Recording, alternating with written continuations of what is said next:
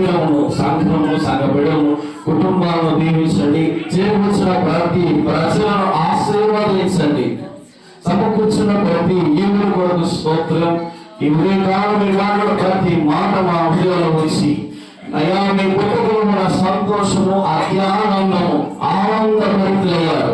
ఆ సర్వలోకంలో మహిమ, ఆయన దృష్టిలో భూమి మీద సమాధానము, సర్వోన్నతమైన స్థలంలో దేవుడికి మహిమ అన్నారు.